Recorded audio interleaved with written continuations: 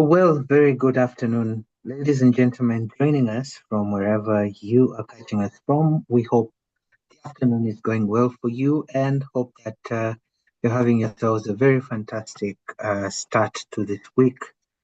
Thank you for showing up in very large numbers for this very wonderful discussion on data compliance and data protection. So as you join in, we encourage you to share a link with a friend that has not yet joined in and tell them to catch the session that is streaming live on this Zoom platform as well as our YouTube platform, East Africa Law Society. Now, if you have not yet subscribed to the East Africa Law Society YouTube channel, please do click the subscribe button and get timely updates on our various topical discussions as well as different materials that we post from time to time. So it's that time of our session that I invite our very able chair, Janet Otero, who chairs the Data Protection and Privacy Committee. Karibu sana, Janet, and you have our attention for the next 1 hour and hopefully 1.5 hours, because I cannot wait for this discussion. Thank you. Thank you so much, Gabriel. Good afternoon, everybody from the East African region. Thank you for joining us. My name is Janet. I am one of the conveners of the Data Privacy and Protection Committee, together with my co-convener. The aim of this webinar was basically to build capacity within the Data Privacy Committee on emerging issues in data privacy. And as we were discussing on the topics, we thought we'd start with one of the most fundamental but overlooked topics, which is the role of the advocate in the data privacy ecosystem. What are our obligations, in addition to the very many statutory and regulatory obligations we face as advocates practicing within the region? So we decided to put together a webinar, a 1 hour short, very intimate webinar where we'd be able to give you practical understanding and practical insights into what is required for you who's running a law firm, who's running a consultancy, who's part of a legal department, on your role as an advocate, as against the background of the Advocates Act and various advocate tenets and practices. So we managed to get somebody from the office of the regulator in Kenya, Wycliffe Jacquet, who will be speaking to us on what lawyers need to do to just maintain a level of privacy on their operations, from Nairobi, to just give us a parting shot or a sum from a law firm. And then after that, Dorothy will be able to moderate any questions and answers you have to the speakers, and then we can conclude within the timeline. So I hope you enjoy today.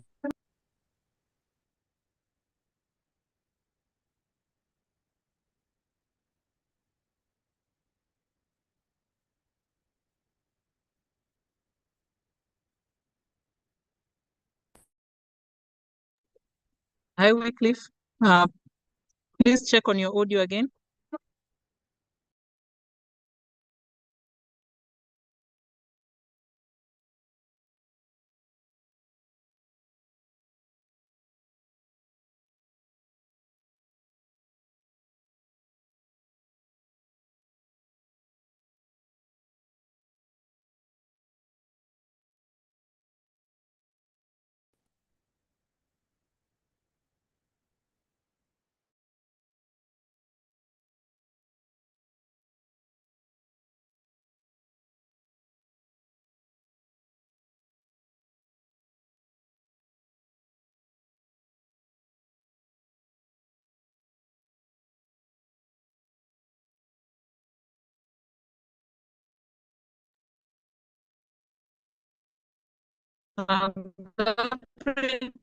Please check on Wycliffe. I don't think his audio and video are working. Just ask him to rejoin. Sure. Let me do that. Janet, can we start? Okay, perfect. He's here. Hello? Oh, Wycliffe, please proceed.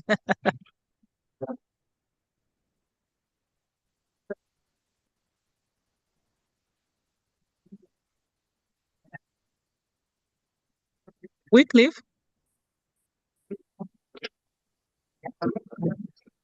Wycliffe, we are having problems with your connection.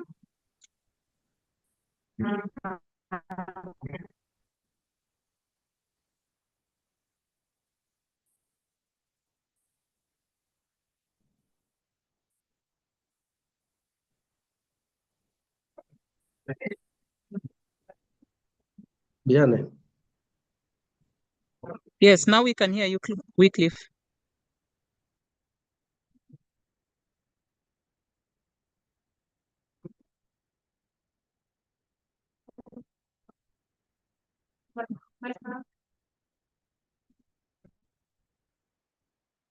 Wycliffe, please unmute and proceed. Okay. Thank you, Janet. Can you hear me? Yes, we can hear you. Please proceed. Thank you. Thank you. You don't want to turn on my video? You can turn it on by yourself. I think you have the host right. Gabriel? Yes, you do. Wycliffe, Okay. please turn on your video. Thank you. Okay, thank you.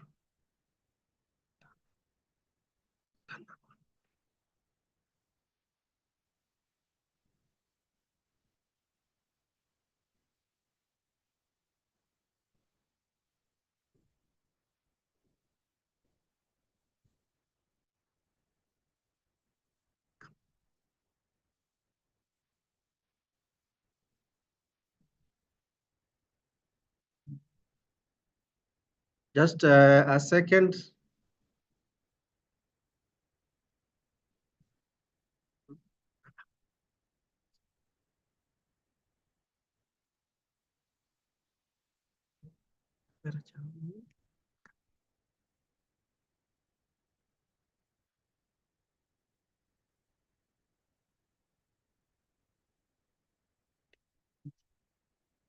Wycliffe, maybe just proceed without the video, then you can turn on the video during the Q&A.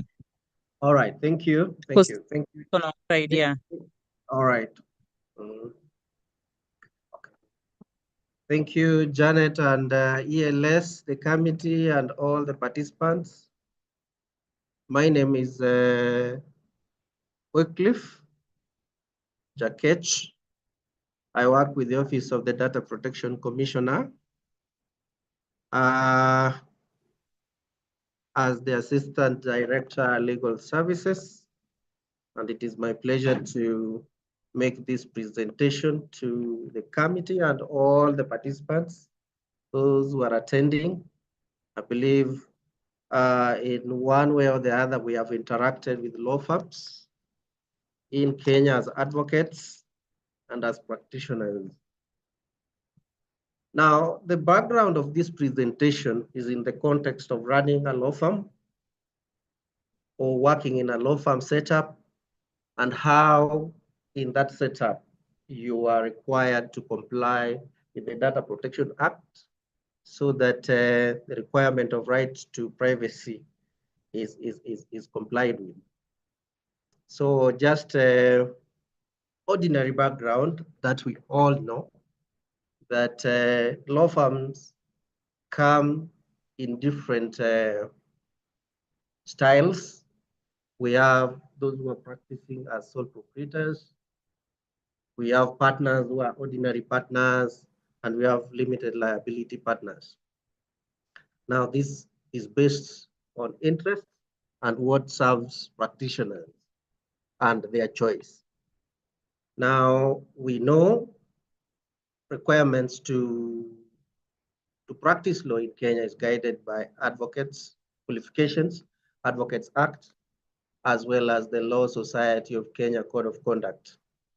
Now, law firms are registered essentially with the Business Registration Service with approval of the Law Society of Kenya, given the naming and the style in which you want to practice. So there's approval that is required from the Law Society of Kenya before a law firm can be registered. There's also a requirement under the Law Society Act Law Society of Kenya Act that the society exercise some sort of oversight and registration of law firms. Most law firms are physical, but given the disruption of technology by technology, there's emergence of people who are practicing purely virtually, and because there are platforms in which you can easily offer legal services online, and therefore they choose for purposes of maybe avoiding rent and all that, they choose to operate online. But at the end of the day, they still operate their practice. They still interact with clients. They still interact with information that are regulated under the Data Protection Act. So data is essentially information. But for it to be of interest to Data Protection Act, it should be related to identified person or identifiable person. And that person should be a natural person, like you and me. So any information regarding identification in reference to a natural person is personal data, personal information that requires to be protected under the Data Protection Act and under the regulations. So we have examples like name, phone number, address, photos or images, biometrics, genetical data, health data, marital data, orientation. So there's a category of sensitive personal data, and under the Data Protection Act, there are examples of sensitive personal data. And if you look at them, what distinguishes them from the ordinary personal data is that there are such kind of information that can be used to profile you, either positively or negatively. And in most cases, the negative aspect of profiling is what makes them sensitive. And therefore, the level of processing or the level of protection that they require is somehow higher than the ordinary ones, okay? Now, for law firms, we have information that comes from clients. We have information related to staff. We have information, and by information, I mean data.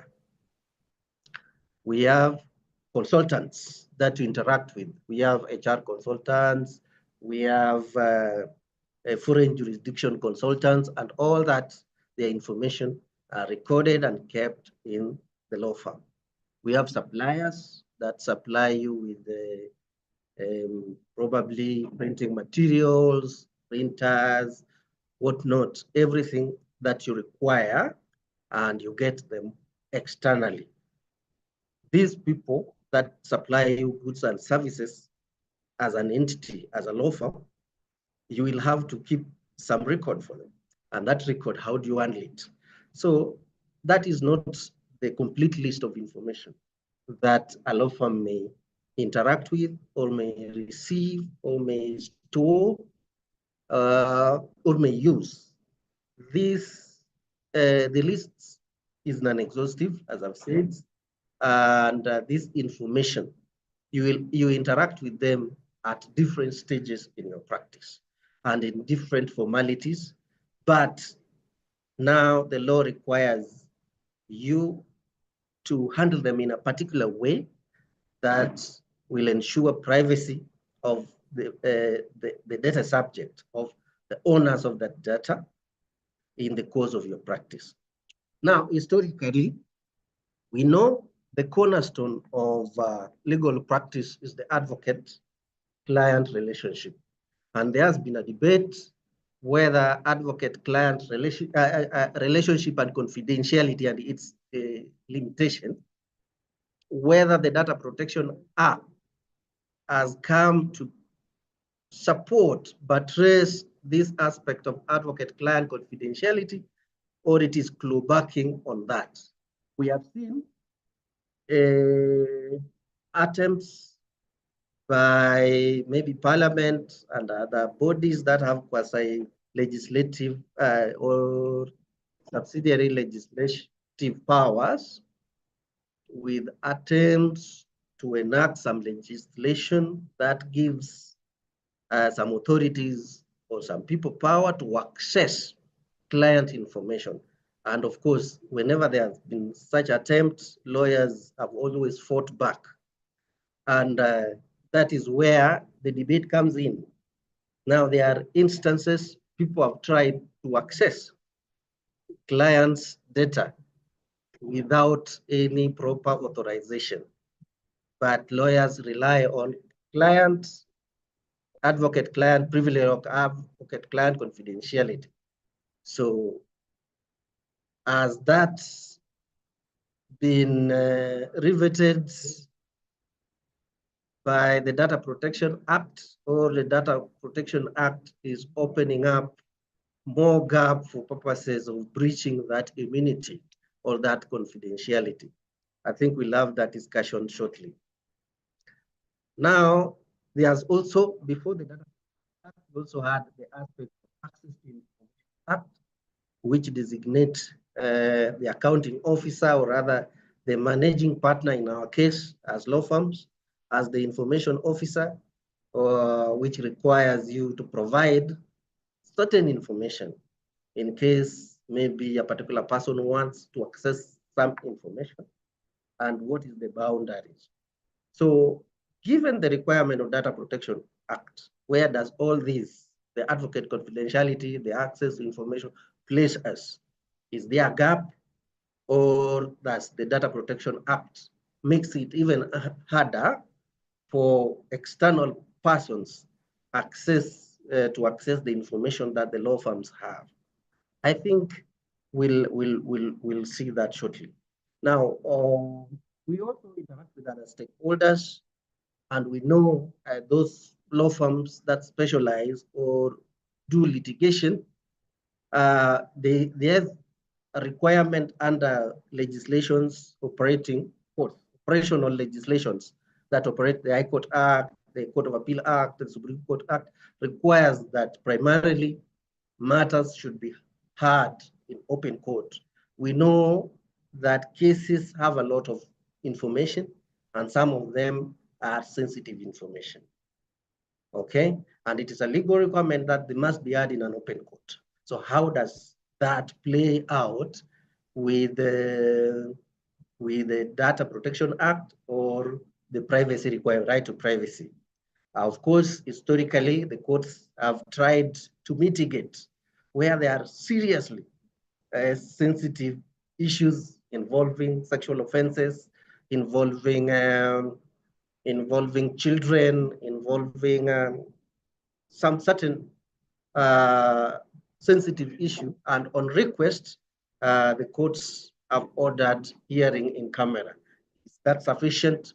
Can that protect the information that law firms have? Because sometimes the information the lawyers or the law firms receive, you may be hesitant to disclose them to the public, yet you have to litigate if it involves a case in court. Now, those are questions. Answers we will get shortly. Now, handling information, which in our case, we call it processing. How do you process information? How do you, as a law firm, interact with personal information? In what way does a law firm receive information? How do you store the information? How do you interact with the owners of this information, the data subject? And how do you ensure at the end of the day, the information serves the purpose as to which it was given to you, and it doesn't harm the person, doesn't harm the firm, and it doesn't harm the person who gave that information. So there are instances where there's information flow from stakeholders like clients to the firm. There are information through inquiries. It could be phone calls, could be physical inquiry at the reception. Nowadays, there are some law firms on their website, they have AI platforms like chatbots through which they interact with the law firm and ask information.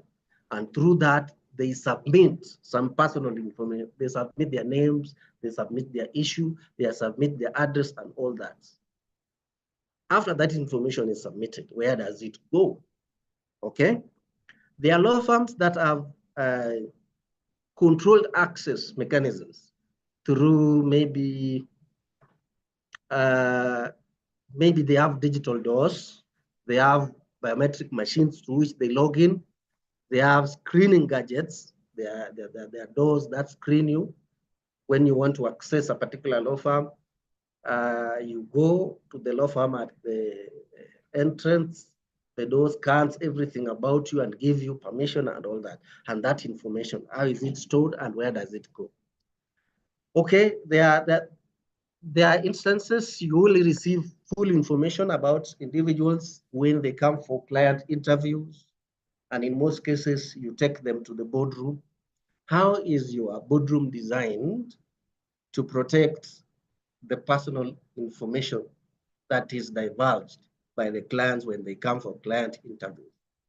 And if it is online, how do you ensure that the online platform is safe and secure, such that whoever is giving information, it's giving information for purposes of maybe a particular case, if it is a convincing matter, and you do a Zoom meeting the way we do, how do you record that information so that it doesn't get lost? And once you record it, how do you store it so that it doesn't get into the wrong hands? Those are the essence of data protection in a law firm setup. When you are opening law firms, when you are opening files, of course, you have categorization of law, different practice areas. You have the conveyancing matters, you have your litigation matters, you have your ADR matters, you have your finance and banking matters and all that, based on your areas of specialization and based on your filing system. How do you ensure it? The efficiency is for you, but the safety and the privacy is for the client. Who is accessing the cabinet or where you are storing the files? Who is accessing the registry? Okay. Are you using the information filing systems or management system, electronic document management system? Who accesses them and how do you store the information there? How do you ensure that the information management system that you use for storing the information regarding your files or regarding the clients and other stakeholders or other people that you interact with is not compromised? Who gives you the backup? Where do you store the information? Where do you store the information? Technically, where are your servers? Who stores your server? If it is a cloud system, who gives you the cloud services? Of course, almost 70% of law firms practice in such a way that so long as there's an advocate, an associate there, and maybe a clerk, they are good to go. So that if they have a small cabinet that stores maybe 50, 20 files, that is okay. But the ideal scenario where you are full-fledged, you have everything, you have information system, you have other systems running, maybe ERP system running staff information, you have a court management, case management system, you have other maybe a system that interacts with different platforms. How do you run this? And how do you manage information flow to the point that you ensure even if there is a compromise into how you run this system, the compromise doesn't get to a point it breaches or violates the right to privacy of the stakeholders involved. Of course, law firms do have social media platforms. You have your websites, you have your Twitter handle, you have LinkedIn handle, you have your Facebook page, and all that. What information goes there? Okay, you will see shortly how some law firm, which was handling a children's case, and quickly posted it on a LinkedIn platform, found itself in trouble just because of that. Who is handling? Do you have a dedicated communication team that you have been trained on putting necessary information and reviewing and ensuring that whatever goes into the social media page, because this is a public page is visited by many people, do not contain some details that can be minimized. And we shall see that also shortly. Your mailing systems, your email, your personal email and official email. What is the mailing policy in your office? Okay, who runs the official information? Official emails. Okay, when are you allowed to use personal email while doing official duty at the workplace? Okay, because you find that there are some staff who can just be doing the official work, saving on their personal email, and once they exit with the information, or they erroneously send the law firm's information to other contracts which are within the personal mailing system, contrary to what the clients do expect. So what is the mailing policy? Who accesses the emails? Who accesses the social media platform? Who accesses the registries? Who accesses the cabinets? If you have strong room, who accesses that strong room with the strong room files? Okay. Then we have sharing of templates. This has been an issue in Kenya, and we have had to deal with a case which was involving sharing of the templates without truncating, some personal details.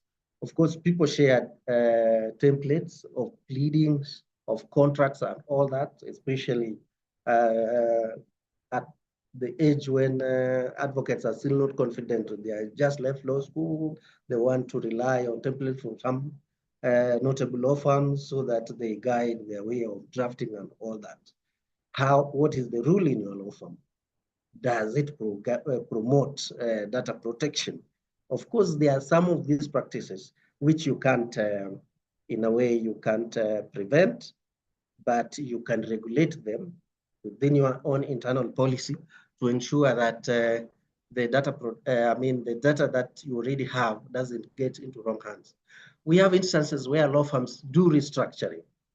Okay, they are collaborating with other law firms, and when they do, they share information, they share files. We have had an instance where two major law firms in Kenya they announced that they were merging. There was a merger of the two law firms, but within a short time, they broke up again. Now, in that case, if the information had been shared, how do you ensure that critical information that is not supposed to be left in the other law firm is protected? How do you ensure? There are instances law firms do collaborate, where you have maybe a leading lawyer from another law firm to come and lead, maybe the partner in this law firm. In that case, information is shared over and above even the matter that is being done. In that case, how do you ensure the information doesn't get into wrong hands? There are instances I've talked about e-filing systems. We have eCitizen now, where there are so many platforms you can apply and get a service. We have e-government procurement, which now requires some information before you can support a government institution in procurement process and all that. And before you can also be, empaneled in a particular case for a government institution. Once you submit this information, do you care where that information goes, how it is stored and all that? Then we also have instances where networks of law firms across the region, across the globe, we have, maybe they have a particular banner in which they practice, and they share information, they share clients and all that. Information moves from here to South Africa, from here to a law firm in Uganda, from here to a law firm in Mauritius and all that. How do you ensure that that movement of information across the network of law firms, which maybe goes beyond the border, are protected within the Kenyan legal system or Kenyan legal requirement? Now, the legislative requirement, Article 31, which of the Constitution of Kenya 2010, long before the data protection was enacted, recognized the right to privacy. And in this case, we are talking about the right to privacy relating to personal communications or information related to your family, to your children, suppose, and all that. Your personal communication, your personhood, and all that. Now, the Data Protection Act in 2019, around 10 years later, came to implement that provision. There are other enabling regulations. We have Data Protection General Regulations, Data Protection Complaints Handling and Enforcement Procedure that regulates how complaints are handled, and the one for data protection registration of data controllers and data processors. You would note that there's also a data protection regulation which deals with civil registration. That is the Office of Civil Registration or Registration of Persons and all that, that regulates how digital registration is done. Although that is not used within our office, but it is also meant to strengthen data protection in that area of civil registration. Now, the requirements for your practice or for your law firm under the Data Protection Act, there are many, but I would like to just skim through for purposes of time. I have seen I've gone past the time that was given, but maybe in the next 5 or 10 minutes, I should be able to be done. So the first requirement under the law is register as an entity, a data controller, data processor, or both, given the nature of your work. How do you interact with data? If you control the means and purpose of processing or handling data, then you register as a data controller. If you are doing it on behalf of a particular data controller, then you register as a data processor. But in most cases, for law firms, given the nature of practice, you will register both, because there are instances you will be a data controller and there are instances you will be a data processor. So the list of what is required for registration are those ones: certificate of registration or establishment document. In your case, of course, it is certificate of business registration, which you obtain from BRS, the last audited account, then the application itself, the description of your law firm, the purpose of handling what you handle, like for legal practice, and the categorization of data. As I've told you, the suppliers, the staff, and all that, those are categorization. Number two, then you'll have to ensure data protection by design or by default. You implement technical or organizational measures. I've asked some questions that were leading. How do you organize your law firm? How do you organize your system to ensure that, given their operations, they give effect to the data protection as required under the law? You are required to have a data protection policy that guides activities, processing activities, all that you put, maybe mailing policy, you put in the data protection policy and all that. It is also optional to have a DPO or designate someone, either internally or externally, who handles your matters of data protection. A DPO who will even be collaborating with others within this industry or with the regulator to ensure that the Data Protection Act is given effect or implemented appropriately. You could also have records of what you do within the Data Protection Act, within the context of Data Protection Act, something called record of processing activities you could add, so that it becomes easy even for the regulator to follow through what you do and probably support you in what you do. So that if we are inspecting your law firm, we are able to check this is what you've put in place, this is not what you don't have, then we advise you on what you should do. Then there are instances you'll be required to conduct data protection impact assessment, especially when you are about to undertake a high-risk processing. It is important to put that high-risk processing to data protection impact assessment and do a report, which you will then send to the data commissioner to check if it meets the threshold and advise you on the gaps that exist. Also, it will help you realize where major risks are so that you put up measures, you put measures in place that will protect or help you comply with the data protection.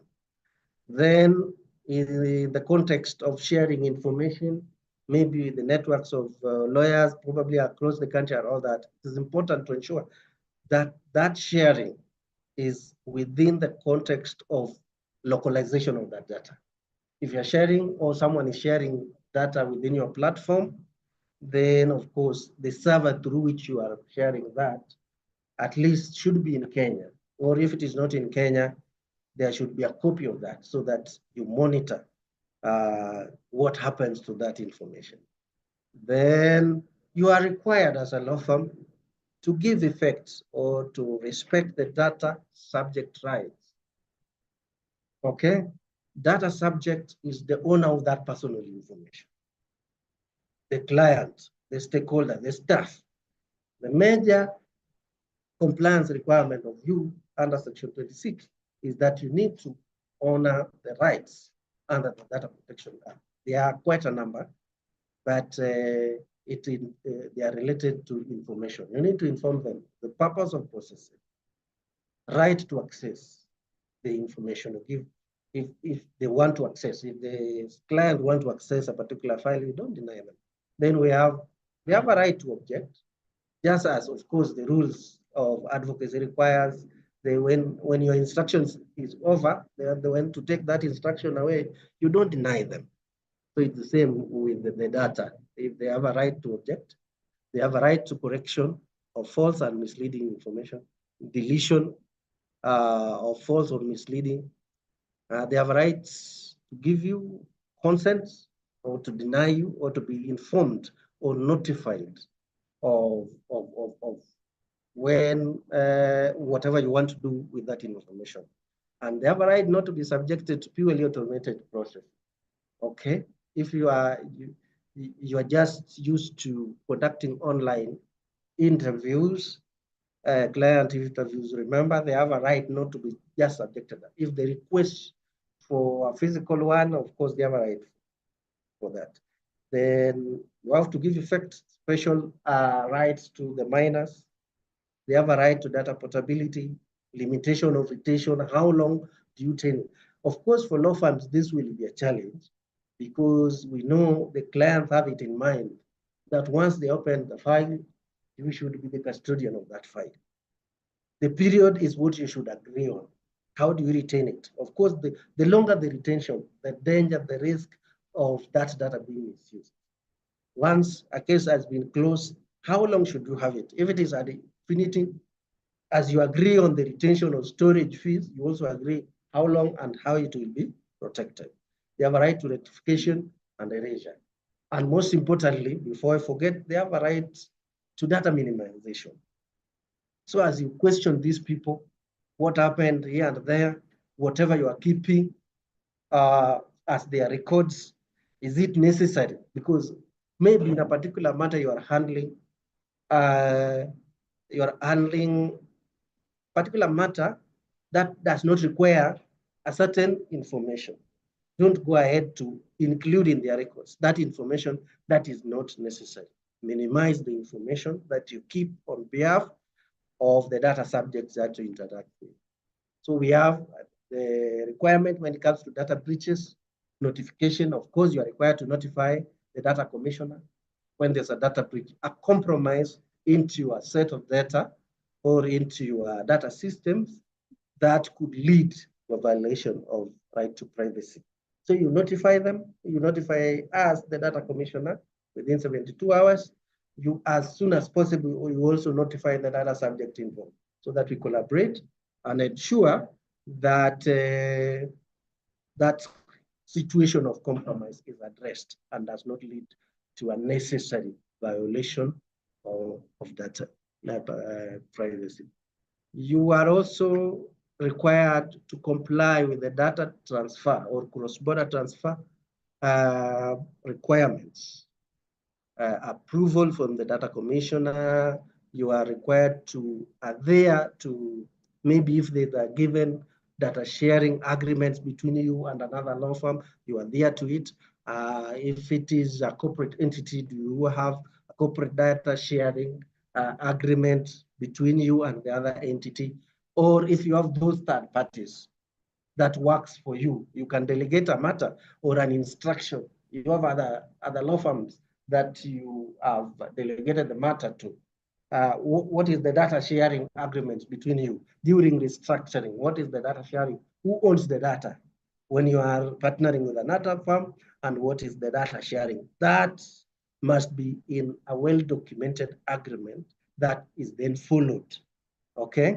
And if there's a cross-border regulation and there's a cross-border collaboration, maybe with a law firm in Dar es Salaam and a law firm in Nairobi, if there's a data cross-border regulation that regulates how data moves in East Africa, then you have to comply with that. Of course, when it comes to complaints, Section 57 will apply. That will apply as of first instance to the data commissioner, who will lodge a complaint and it is resolved. However, it is encouraged that as soon as a situation of conflict has arisen, you as a law firm, if you have violated the data of a particular person or your staff or a client, try to resolve it as soon as possible. And that will also be an evidence of the steps you have taken to mitigate or to mitigate the situation, so that when the data commissioner will be making a determination, the data commissioner will consider the gravity of your actions, the steps you have taken to address the same, so that even if the data commissioner is ordering compensation, it can probably tamper the amount which you as a law firm or a practicing entity may incur, just to reduce the risk to your law firm. For sensitization and collaboration, it is important to sensitize them. After planning your law firm, having all these policies and knowing all these regulations that are required, it's important to bring to the attention of the people who handle the different practice areas, those you have employed, the stakeholders you interact with, so that they also have individual responsibility to comply with the data protection. Now, the question that I've kept on asking, what is the relationship between advocate-client confidentiality vis-a-vis privacy requirements? In my view, the cornerstone, the hallmark of legal practice is that advocate-client confidentiality, and no one can take it away. Because if it is taken away, then there is no legal practice, because anyone can walk and interact with the client and take that information and do whatever they want. Okay? In my view, the privacy requirements is there to shield and even add another layer of protection to the advocate confidentiality. Of course, we know advocate confidentiality when it comes to issues of crime and fraud, then of course, that is a limitation to it. And privacy requirements can also, data protection cannot protect what is criminal, okay? However, data protection laws, the privacy requirements also gives a way in which you can access personal information lawfully without having to comply with the Data Protection Act, okay? it exempts you from complying with the Data Protection Act. Okay. So at what point will you be accessing that information through the Data Protection Act exemptions, and at what point advocate-client confidentiality will cover? It is my reasoning that even the exemptions under the Data Protection Act cannot expose what advocate-client confidentiality protects unless there is limitations that are recognized limitations to that aspect of data advocates client confidentiality. Now, I've quoted section 134 of Evidence Acts that grant professional privilege. You can't give evidence that is protected. Of course, if there is crime and there's fraud, of course, you will have to disclose. Under the Data Protection Act, the exemptions that are there, the journalistic or fair reporting aspect of it, the literary, the scientific research, and for historical purposes, there are exemptions under section 51, 54. But even before then, there are legal bases through which someone can process data without having to comply with Data Protection Act. Of course, if there is consent to access, they will access. Even if your client allows them, allow a particular person to access their information that you have, they will access. Of course, if there's a legal basis. The Data Protection Act has added several legal bases or lawful processing that if you qualify or if someone qualifies under section 30, you are able to be exempted from the Data Protection Act. Because if there's legitimate interest, public interest, performance of a contract, legal obligation, if there's a court order to access the information you have as a law firm, of course they will access. If your client gave you some information, vital information that his doctor may want to access for purposes of helping him, vital interest, they will access that information.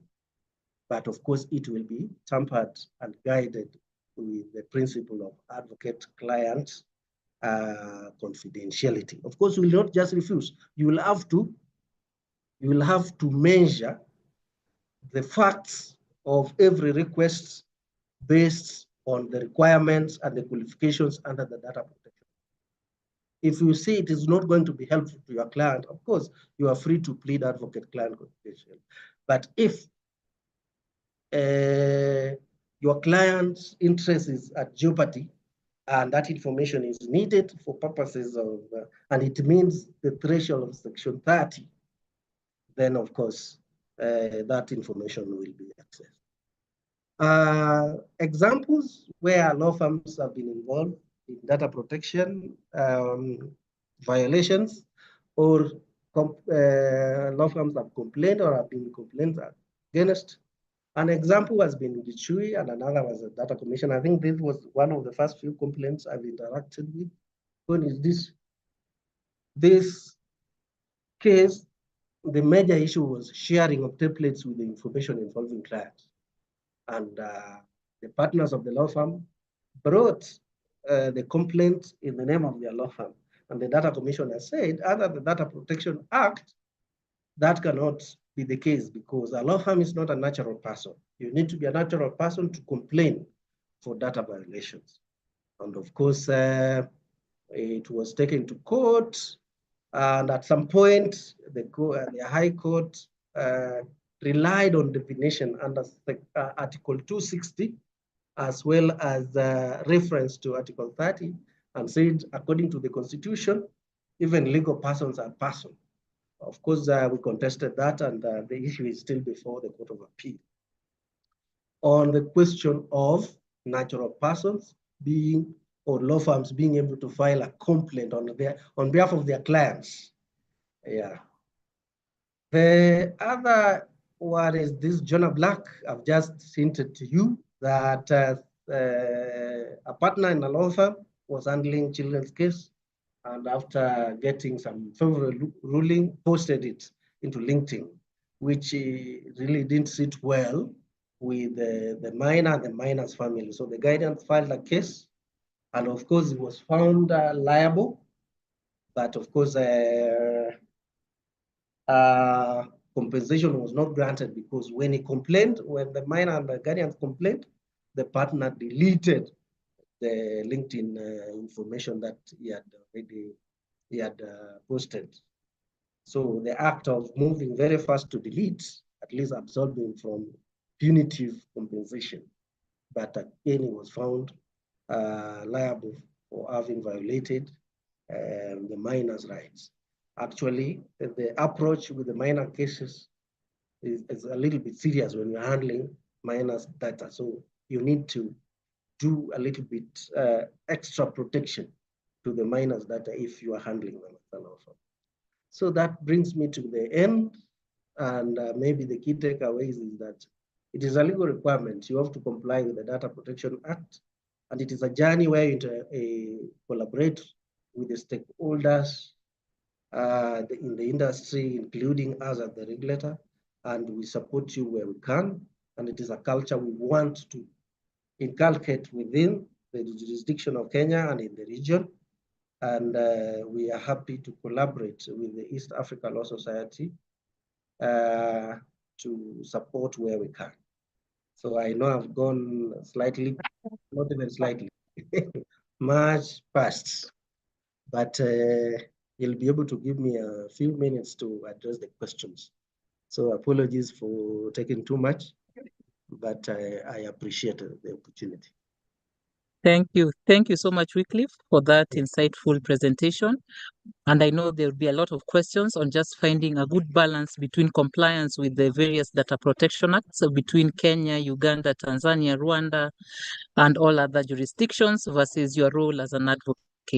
So I'll hand it over to Jessica to take 10 minutes to be able to just wind it up from an internal practitioner perspective, what you're looking at. And then in the meantime, if you've raised your hands, we won't be able to unmute everyone, but what you can do, please type in your question in the chat section. Dorothy is on standby. She'll be repeating those questions. So feel free to just type your questions in the chat box because we won't have time to unmute everyone to ask your questions. So type them in the chat box for Dorothy to compile and ask them on your behalf. Jessica, over to you. 10 minutes.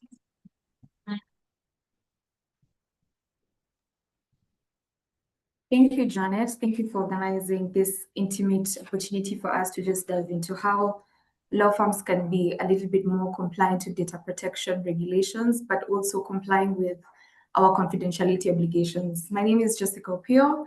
I'm an associate at Mboya Ngumu Wayaki, practicing corporate commercial law. We're a leading law firm ranked with various directories, including IFLR, Legal 500, Chambers and Partners, with a focus on corporate commercial, but still providing real estate banking and finance, real estate, estate planning, and company secretarial services. So it's important for us today to really just reflect on what our responsibility as advocates are. And this brings us to look at how we can be able to undertake or manage our obligations. I hope you're able to see my screen.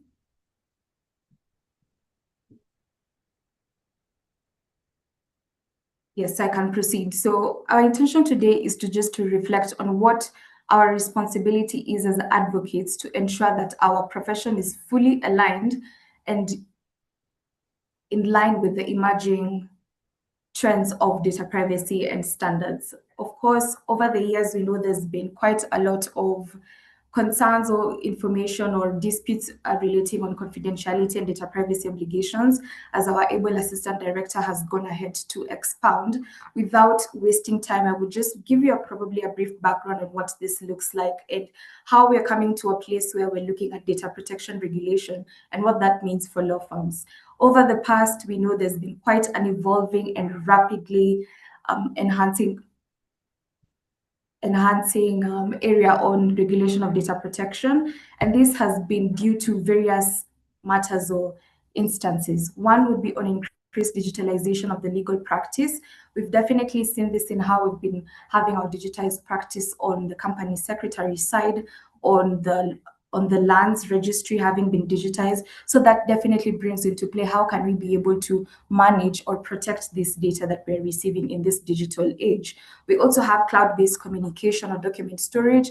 We are relying on third-party service providers to store information for us over a period of time, probably a 5-year period of time based on time retention, as Assistant Director had mentioned previously on the time limitation for retention of data. But these developments in law and developments in the legal landscape do bring about cybersecurity risks. And with cybersecurity risks definitely brings the question of how can we be able to ensure compliance with data protection regulations. I wouldn't want to delve too deep in what the legal framework would look like, because as the Able Assistant Director has extensively looked at that, but we could just probably highlight on what that would look like and where the obligations come from. And this is on the Constitution of Kenya, the Advocates Act, the Evidence Act, and the LSK Code of Standards and Professional Practice.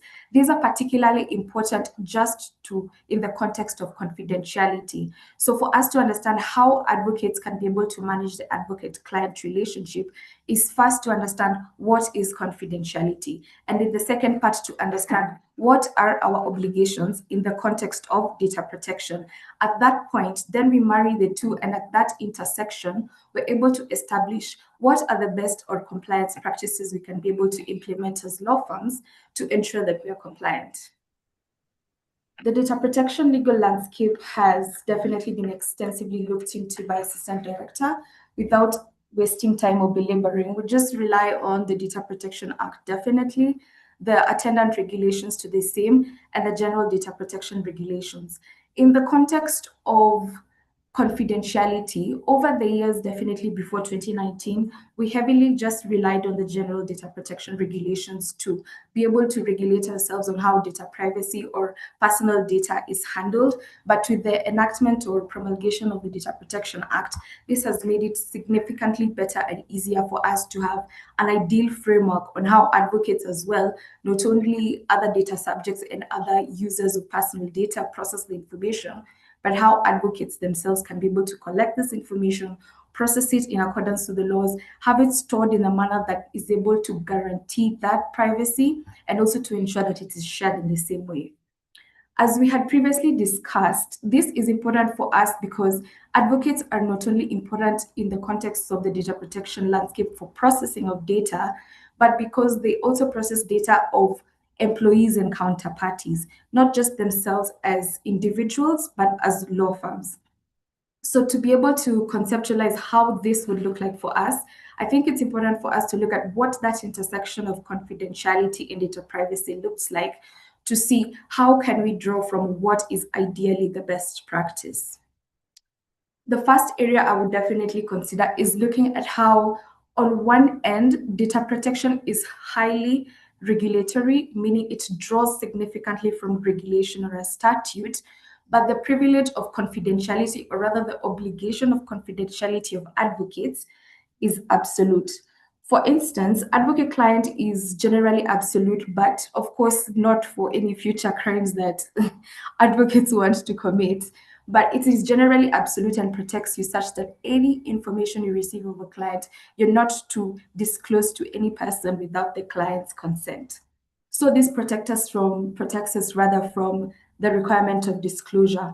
However, because data protection is quite regulatory, and on the basis of general data protection principles, it gives us some form of regulatory oversight on how that personal data is handled, such that that absoluteness that is provided for under common law or obligations we have under standards of professional practice, this is now specifically provided for under the regulation to tell us, okay, these are the circumstances under which you can process this personal data, you can handle this personal data, and you could disclose this personal data.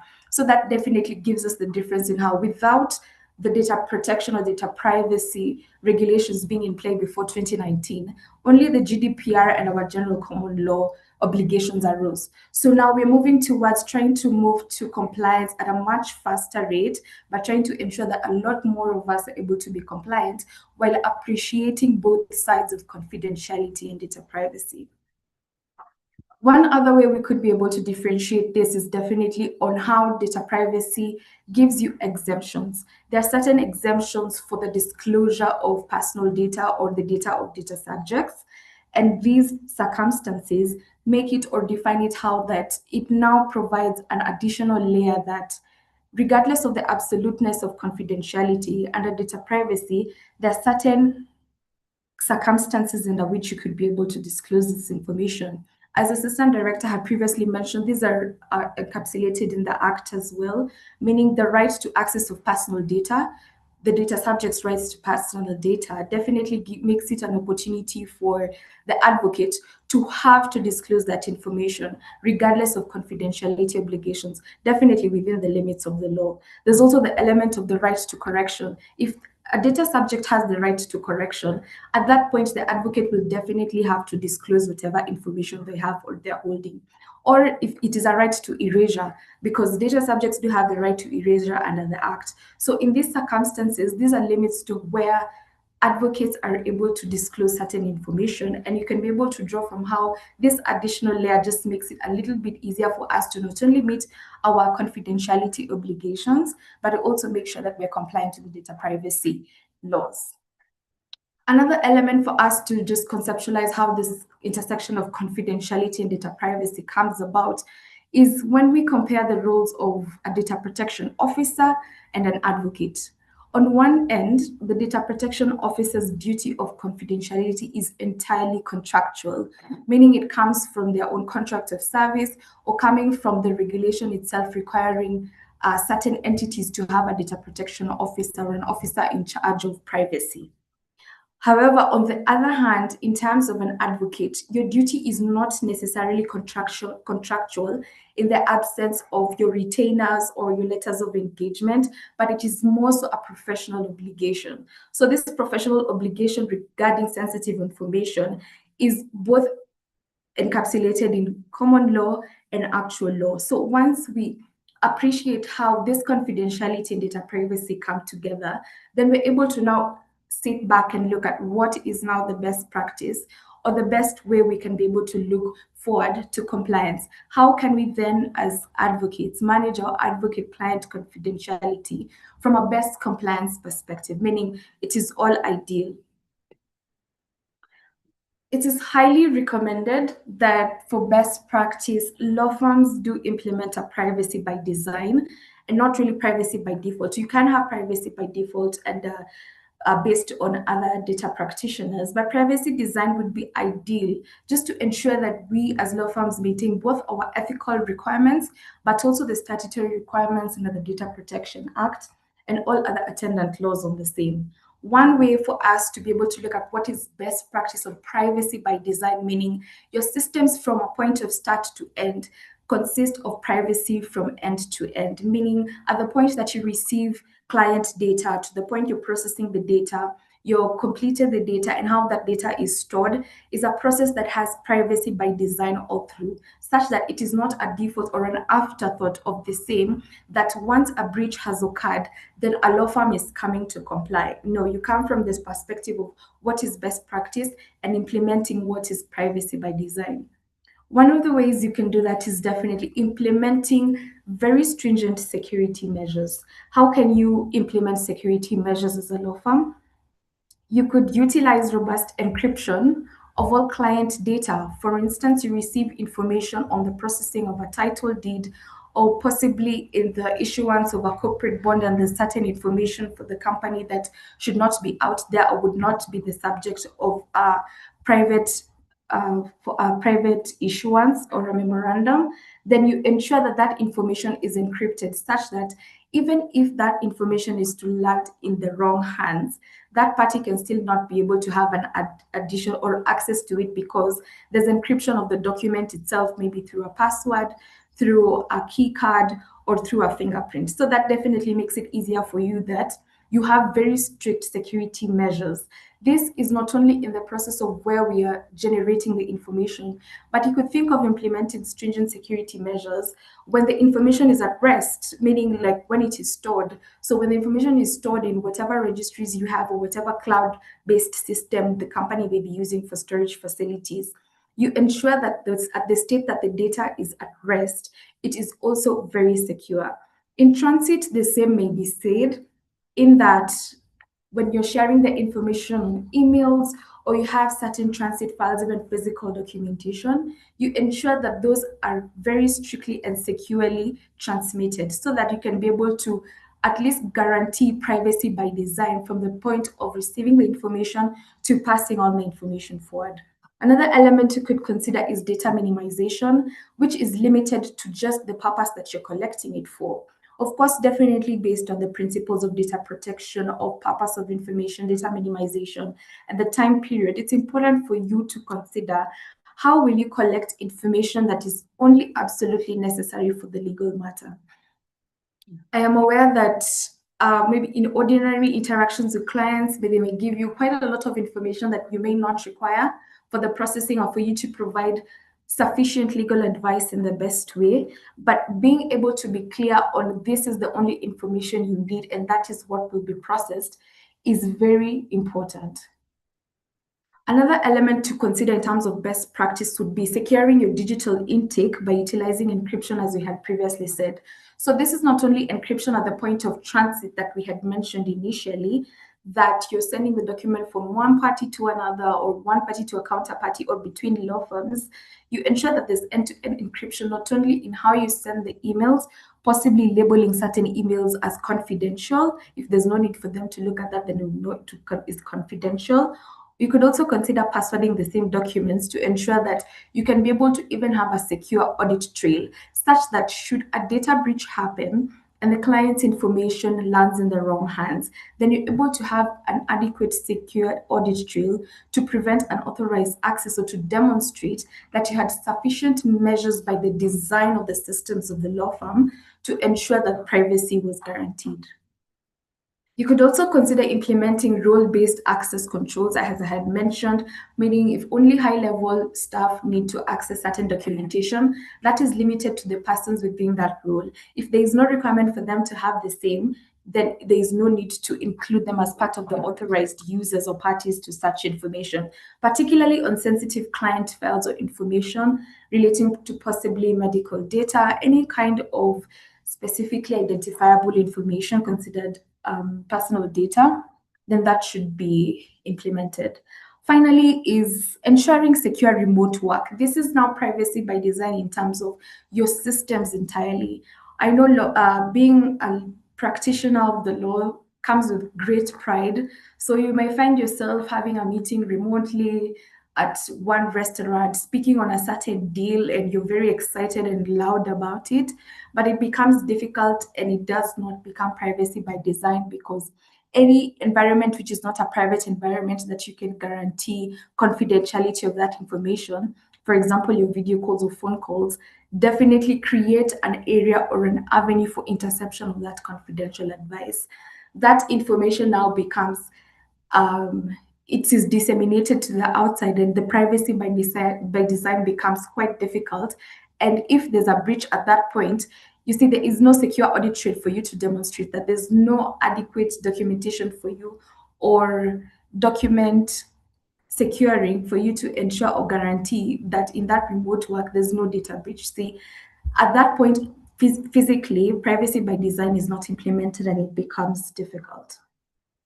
So from that perspective, I think it now brings us to look at, after appreciating what confidentiality obligations are, appreciating our data privacy obligations, and looking at the intersection of both, we've been able to appreciate what the best practice is for compliance. However, best practice is just best practice. It may not be easily implemented by all parties. So you definitely have to consider, even if you have applied all the best practice measures, meaning data minimization, securing your digital intake, including all other measures that are provided for under the data protection regulations, what other avenues can you be able to look at how law firms can prepare for potential data protection complaints? Because it is not remiss for us to say the complaints will not arise. They will definitely arise, but now you want to come from a place of preparedness to see how you can be able to be better equipped to respond to the same. On the same, I would definitely say compliance to data privacy regulatory requirements. The same have extensively been delved into by our ABLE Assistant Director. And it is very important to mention registration is a key element. Registration ensures regulation, ensures that we comply with the provisions of the Act, but also ensures the ODPC to have an adequate or a proper view of what your security measures look like. So as a law firm, if you're not registered as a controller or a processor, it becomes difficult at the point of data breach or a data complaint happening to demonstrate that you have, at the very least, undertaken or implemented certain measures that could be considered mitigation measures to prevent or demonstrate that you are compliant to the data privacy regulations. Another element is to prepare a data breach response plan. So this is to say, as we had expected, a data breach will definitely happen. So as a law firm, once the data breach has happened, what kind of response do you want to have? Do you want to have the same documented in advance, or do you want to be in a reactive state? As we had said previously, it is ideal for law firms to implement privacy by design. Privacy design means that from end to end, and even after storage and at the point of breach, you are able to have a response and certain measures to possibly mitigate that data breach or to minimize the effect of the data breach on the particular data subjects whose information you're holding. So definitely under that element, you could apply what we have under the GDPR. You could apply what we have under our DPA, but it is important under the data response plan to encompass all elements that are important for the ODPC to provide an adequate remedy for yourself, not just as punitive measure, but to be able to ensure that you're securing the data subject's rights post the breach. This involves reporting personal data breaches within 72 hours. Do you have enough information on the client as well? Possibly contact information to inform them this had happened within this certain period. This was our response. We have informed our national regulator, and we assure you that no further breaches are going to happen. So that is part of how you're able to manage the process such that it does not get beyond what it really is. Another element you may consider in establishing compliance would be utilizing data sharing agreements with third-party experts or data service providers. Ordinarily, nowadays, we do have a lot of these provisions in whatever contracts or agreements we have. This would be possibly a data protection clause, but I've seen a move towards certain entities requiring the execution of data sharing agreements. So this definitely makes it much easier for you to be able to set out the terms and conditions under which certain data will be collected. For instance, for certain commercial transactions, you may have to execute the same if you're undertaking a legal due diligence to be able to guarantee the client that this confidential data you're collecting on them, their employees, the medical information is going to be stored and is going to be confidentially held, but not only confidentially held because we're trying to marry our obligations and our confidentiality and data privacy, but confidentially held in line with the provisions of the Data Protection Act. Our last element of compliance on data privacy regulation requirements would be training. Training is very important. It is significant. It is, in fact, very fundamental to you implementing privacy by design, because one single party in a law firm, say the managing partner, cannot be able to apply privacy by design by themselves. It must be institutionally ingrained or part of the systems of the entity. So for you to ensure that this privacy by design is built into the systems and operations of the entity, you want to ensure that both legal and non-legal staff and data protection regulations is done. For legal, of course, you would have to go much deeper into the legal provisions, what is required, to what element and how to respond or raise these data breaches. But non-legal staff are now able to understand from an operations perspective in terms of end-to-end at what point do we encrypt, at what point don't we encrypt, at what point do we provide the right to erasure, the right to correct. So it is very important for you to consider the training as a wholesome element and not just for legal stuff for purposes of being a data protection practitioner. It's also for purposes of you yourself safeguarding yourself and demonstrating compliance with confidentiality and data protection regulations. I think one element, as I had mentioned previously, is there's been quite a lot of development in terms of the digitization or the implementation of a lot of technology into the processes of law firms, and a lot of that will require us to secure digital communications. This is particularly important because confidentiality obligations marry together with data privacy obligations. Of course, to the extent that we are collecting personal data, you're trying to respond on the same and ensuring that there's no breach of that, because we are some of, if not the largest collectors and processors of personal data, say for hospitals. So it is important for us to implement an additional layer of privacy by design by one, labeling. You can just ensure your labels are marked, your documents are marked properly, your emails are marked properly with the label confidential, to just ensure that these are properly identified during a data audit or a data review. So it makes it easier for you to be able to even provide responses.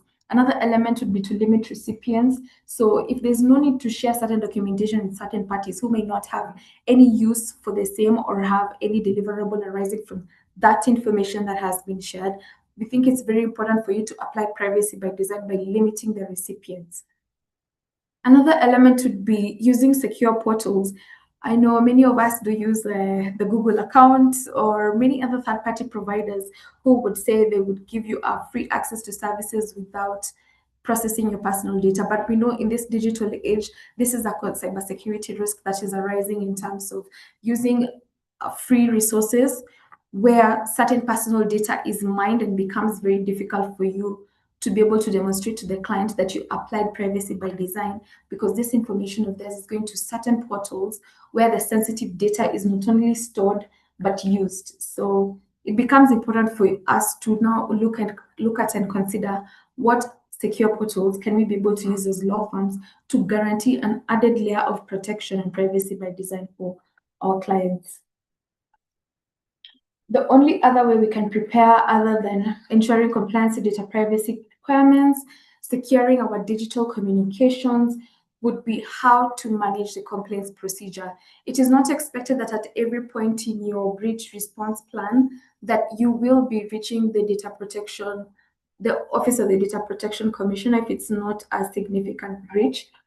It's important to consider that you must be able internally to manage the complaints procedure and establish what we would call a formal policy on how you would do that.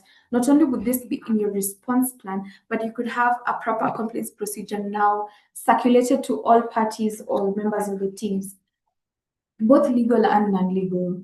One element would be to establish a formal complaints policy, which would definitely have to acknowledge promptly, have your parties or members of your team setting clear internal targets for acknowledging complaints. For instance, you could have that be done within 5 days, you could have that be done within 3 days, to just ensure that you have privacy by design in the entire system. You could designate a manager. This is now involves the appointment of a data protection officer or a manager or a compliance officer to just ensure that you have somebody who is able to now acknowledge those requests and respond to them. Then you could have varied accessibility for the same, such that should a breach arise, that is not only channeled through whatever emails you have, but possibly phone calls, to be able to submit complaints through various methods. This may also be built into the letters of engagement that we do have with various clients. You could also build the same in the retainer agreements with clients to just ensure that privacy is by design and that the data subject or your client is able and is aware to know that this is how and the means you can access us for you to raise your complaints. And upon receiving the complaints, of course, it is important to have an internal register. Some parties, possibly after conducting or implementing whatever matters would arise from a data protection impact assessment, that impact assessment, for you to manage it through a certain period of probably the 2-year period for certification that we all have for either controller processor, you're able to understand and look at the difference or the varied ways in which the complaints have been addressed from year to Hey, year Jessica. or period. Jessica, hi. Yes. Yeah, we need to conclude to move to the plenary because we have less than 10 minutes left. Yes, just 2 more points and I'm done. Thank you. Our last elements to consider definitely be implementing investigative procedures. So you ensure that these investigative procedures do focus on being impartial, utilizing a root cause analysis procedure to just understand, or using the complaint as an opportunity for you to identify any systemic weaknesses you may have in your data handling or staff training.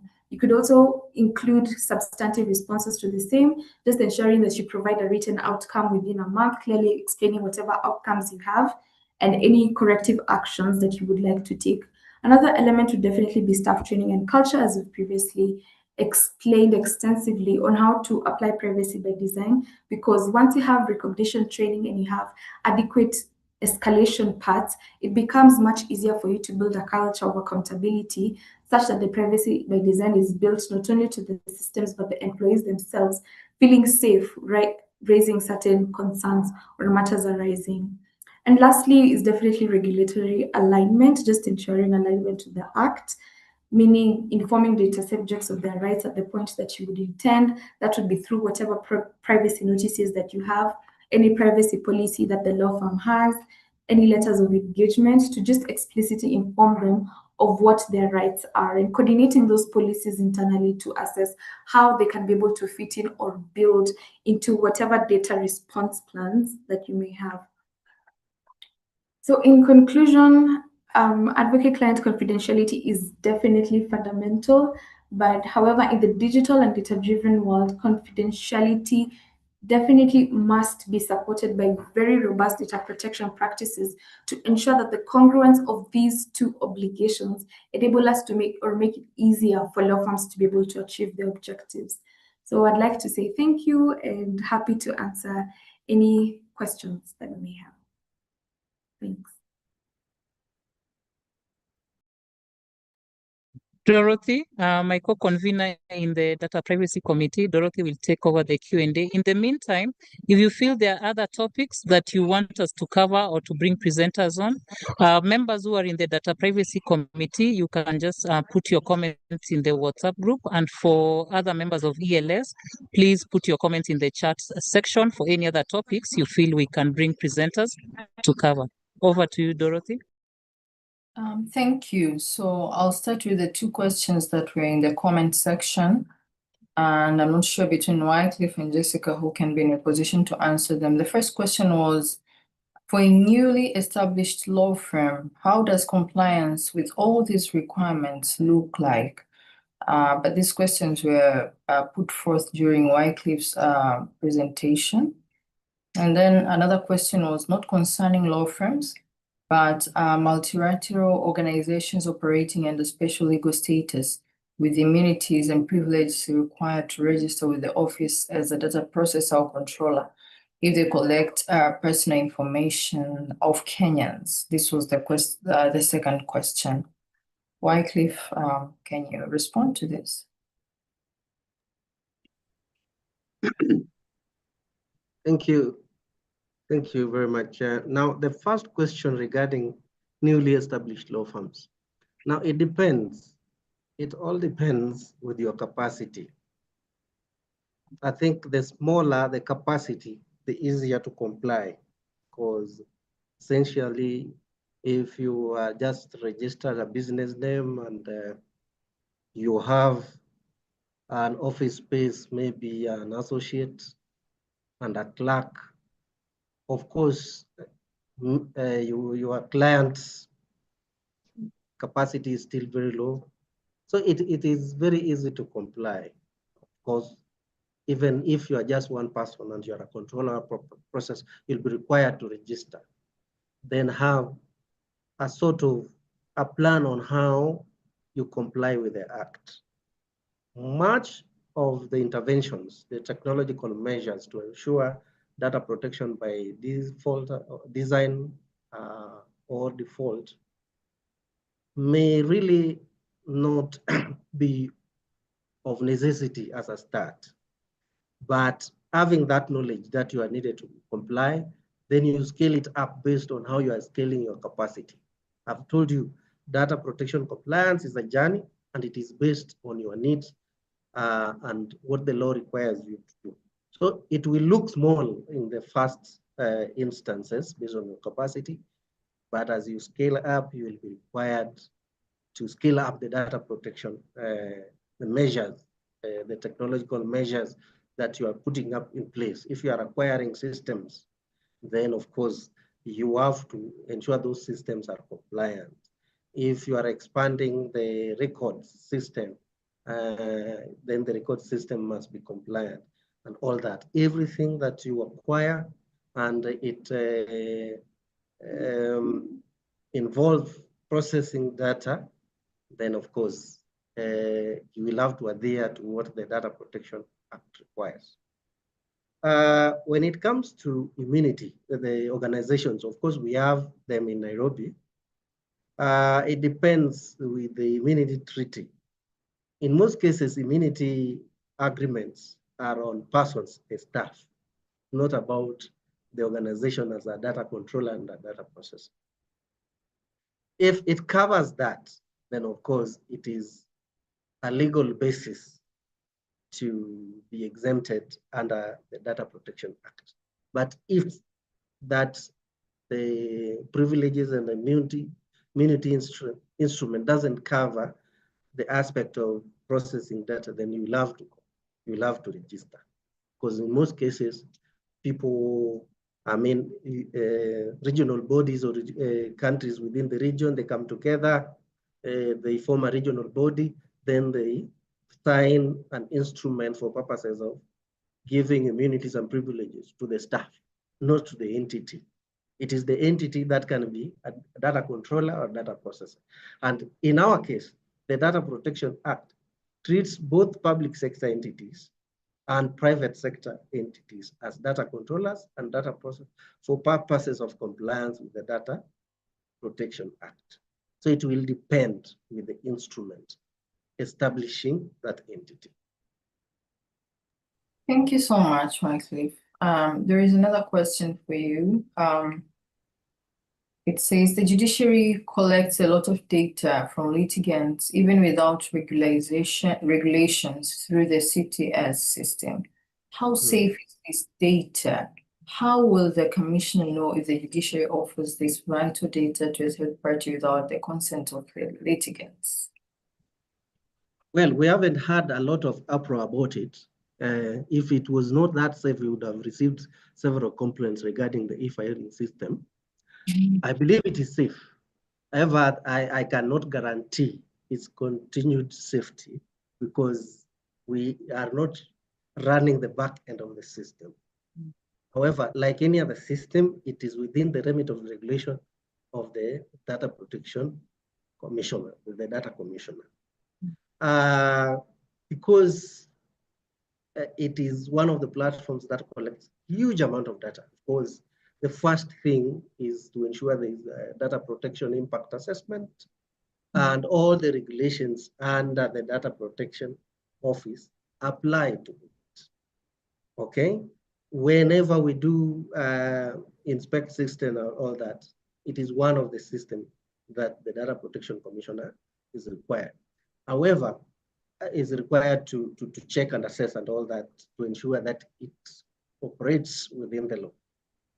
However, one thing, that question, I want the person who has that question to understand. The Data Protection Commissioner, the office is not established to prevent innovation, digitization, and the progress we are making as a society or as a country.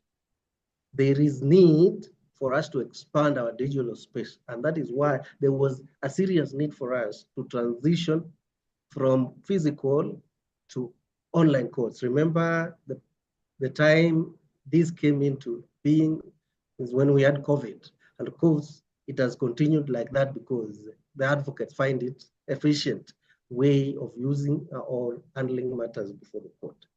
So the office is not to prevent such kind of innovation, rather to work with the owners of these systems, the users, the stakeholders, to ensure that every day the information that goes in and is processed there is safe and is not shared unnecessarily without the consent of the data subject. So it is you, the stakeholders who use the system, who should also interact with us, collaborate with us, and share with us if at all there are loopholes or gaps where data could be leaked or be shared unnecessarily. You share with us, then we support the entity, in this case, the judiciary, in ensuring there is compliance and there is safe usage of the platform going forward. Yes, I hope I've answered the two questions. I can take others. Thank you, Wycliffe. Yeah. Jessica, you can feel free to add on if there is anything that you think you can add. And there is this question: advocates are by law supposed to report under POCA MLA 2009. So how does this align with data protection? Thank you. Under the Data Protection Act, the section I quoted there, section 30 of lawful processing of personal data. One of them is to fulfill legal obligation. And this legal obligation arises through statutes, through regulations and rules. PROCALMA sets a legal obligation for lawyers, for accountants and all that to report to PROCALMA. For those who don't know, PROCALMA is a statute for that is there to prevent money laundering.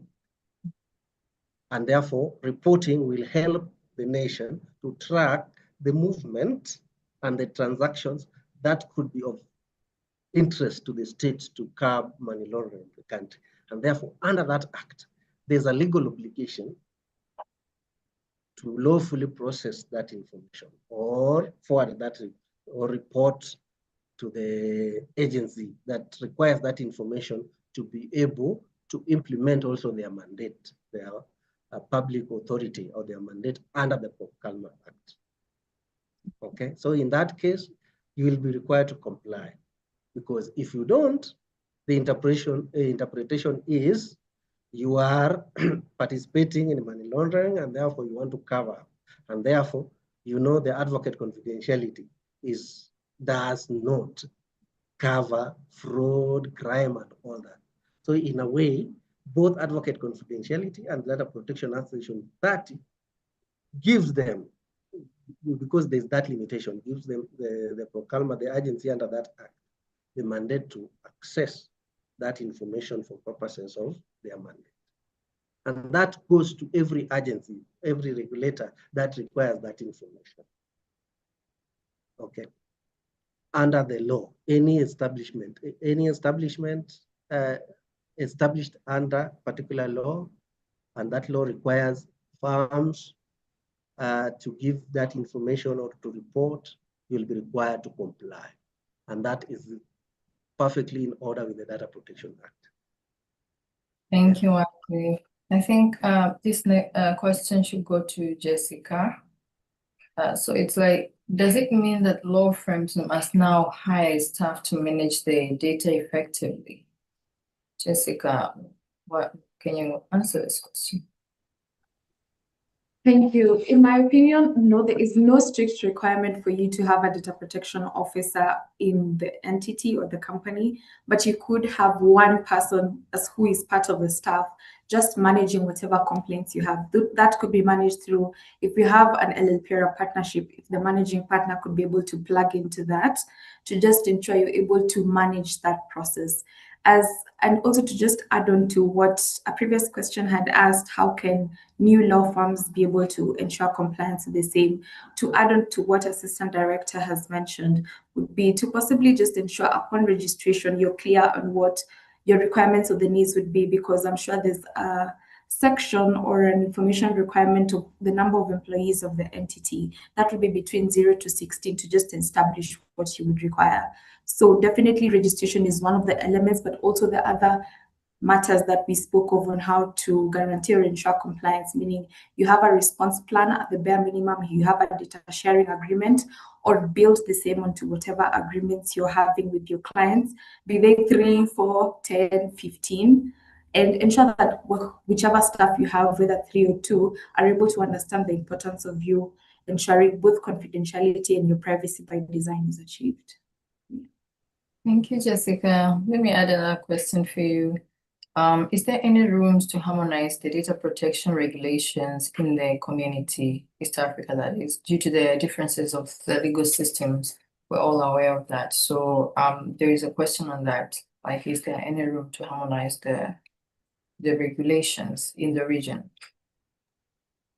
Yes, I would say there is room for us to harmonize the regulations, but a key point or place for us to look at first would be the GDPR. What are the general data protection regulations providing, which are really where we draw from a lot of what is in the Data Protection Act of Kenya, what we have in other jurisdictions as well, whether Uganda, Tanzania, those that have legislated on the same. And that's important for us to draw from. Whatever harmonization would be coming from that would just for us to have an EAC standard, but we must also consider elements of cross-border transfer of data.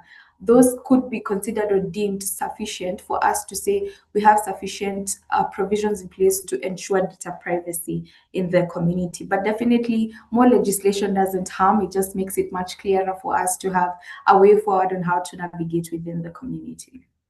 Thank you, Jessica. Let me get back to you, Wycliffe. There's a question that says that what protection does the Office of the Data Protection offer to consumers from dangers of cookies, deepfakes, AI, and voice assistants like Siri, Alexa, and Gemini? That's a very interesting question. Now, AI is an issue, and I think it is a global issue when it comes to data because of how quick they process information, they're fed, and they produce results. However, our jurisdiction, or rather the mandate, is quite limited to how that data is processed. If at all there's a technology, either it is AI-based or not, and there's a way it processes information. And this information is likely to be exposed contrary to the interest of data subject, then we come in. Now, the protection we offer is all that we are required to do under the Data Protection Act. We offer you a platform to complain, and we process complaints, and we grant remedies to the violations that exist, whether it is done in a social media or it is the AI-generated information that has used your images or your information and maybe produced some information that are not are contrary to interest, then you have a platform to complain, which was not there before 2019. We also have a platform where you can collaborate with us to get sufficient information, such as this platform. Collaborate with us in cases of data breaches, in cases of the long journey of compliance, just inquiring, seeking for advisories. Of course, we have a restraint. We hesitate to advise lawyers because they should be advising us what the data protection law requires. So we can't advise you, rather support you in the journey of complying. That is what we offer. Now, the reality of that question is that most of these platforms, the creators, some of them are not even in the country. You are the users, you as the data subject.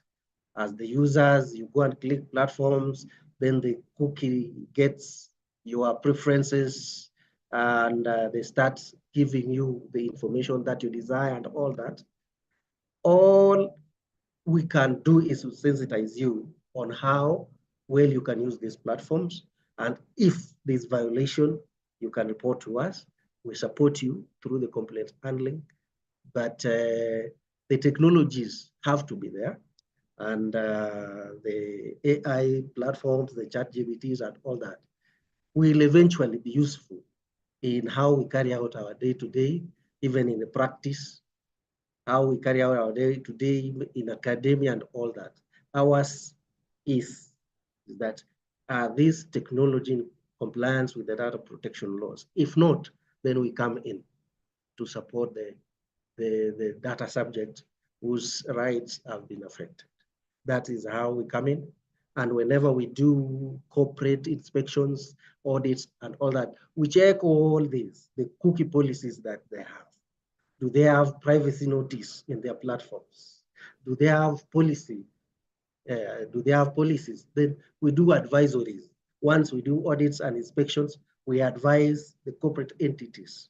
And in this case, even law firms, even the ones we have not interacted with, because you see the country is big, we cannot do the regulatory role of inspections in every entity, but we have done some.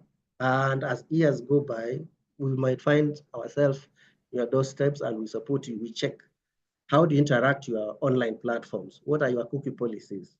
What AI tools do you use, and how safe are they to your clients? And we advise you how well you can interact with them. That is the support we can offer, and that is the protection we can offer. We don't offer a technological support. I think that is normally the question. Do we have tools to block the cookies? No, we are a regulator. Do we have tools to guide how this AI should work in our country? Can we block TikTok and all that? I think those are the questions. So if the perspective of the questioner was in that manner, I would like to go ahead of you and answer you in this manner. That we don't have the technological tools because we don't operate the platforms. We regulate how those platforms work, and we advise and sensitize the users how best they could do them in line with the Data Protection Act. Thank you. Thank you. All right, so this is the last one. Can you briefly explain whether a law firm or the advocate register is a data processor or a data controller? Which side does a lawyer or law firm fall under? I'm not sure of the case in Kenya, but in Tanzania, you register a law firm, not an advocate individually. But the question here is, should the law firm or advocate register as a data processor or data controller? Which side should they register as? That is a question for me. Oh, Jessica, anyone Okay, can. okay, I can answer.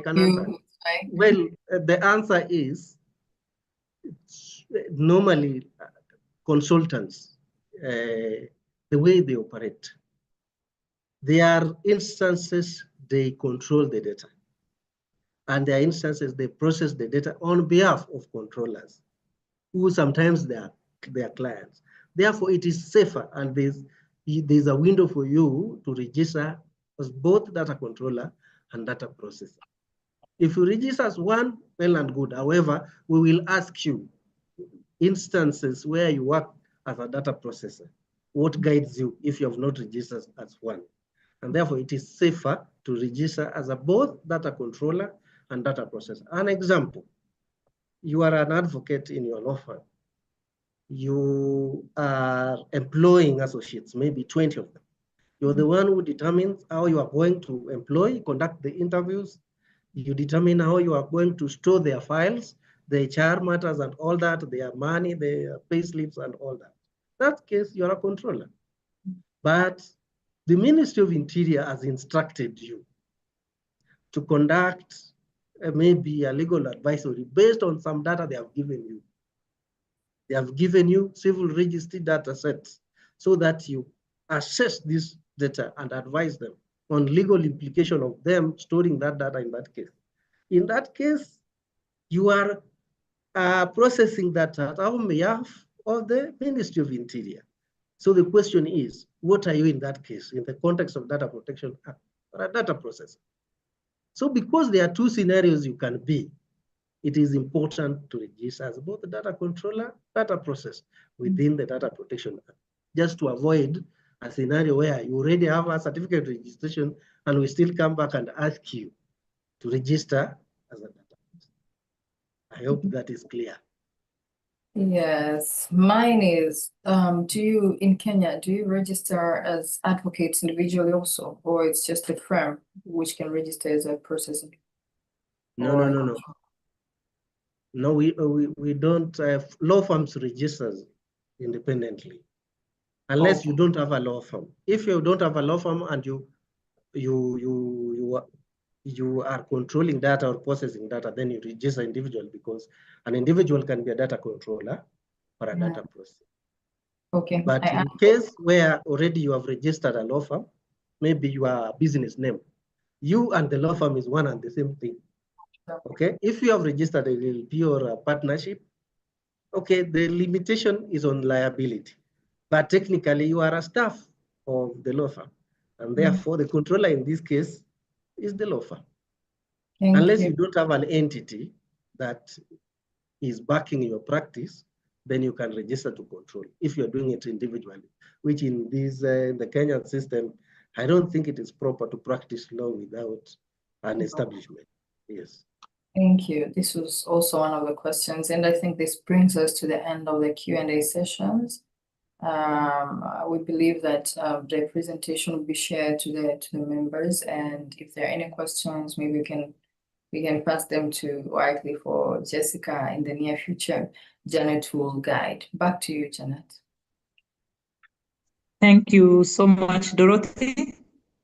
Thank you, members, for participating. We have seen a trend where in Kenya, some law firms have rushed to register data controllers and processors based on the supplier demand and being put on panels of various organizations. So I hope now you'll be asking yourself pertinent questions before you rush to renew your registration. So I'd like to thank Wycliffe and Jessica for making the time, and I'd like to thank the participants for staying throughout. We had intention that this be 1 hour coffee sessions, and we'll try to keep it to 1 hour to give you back the better part of your day. But we really thank you for staying around. We'll be introducing our topics every 2 months or every 3 months, depending on the availability of speakers, just trying to unpack the issues around data privacy and data protection. And feel free to send us some of the topics you'd like us to unpack. But from my part and my co-convener, Dorothy, we'd like to really thank you for your patience and your time in joining this session. Thank you. I think, Gabriel, you can close, or members can leave at their pleasure. All right. Thank you so much, Janet, members, for this wonderful discussion. It's really been an excellent one. We kept on yearning, in the words of Oliver Twist, for some more, please.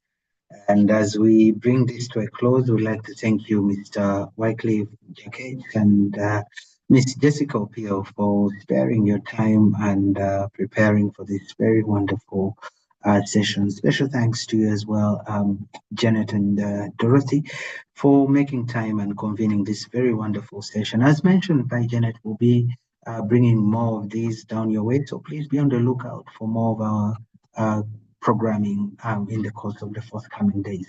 And as we bring this to a close, members, I would like to bring to your attention our AI masterclass that will be happening in Nairobi from the 26th to the 27th of March 2026 at the Fairview Hotel in Nairobi, Upper Hill. Our limited slots are available, so please, if you haven't grabbed yourself a ticket to the masterclass, please do register for the same, or write to us at info@elosociety.org, or visit our website at www.elosociety.org. Until we speak again, wishing you a very lovely evening ahead. Stay blessed, and you can now exit at leisure. And of course, as mentioned, the presentations will be shared alongside the recording of this session at the very tail end of the session. So thank you, and have yourselves a lovely afternoon. Goodbye. Thank you. Thank you.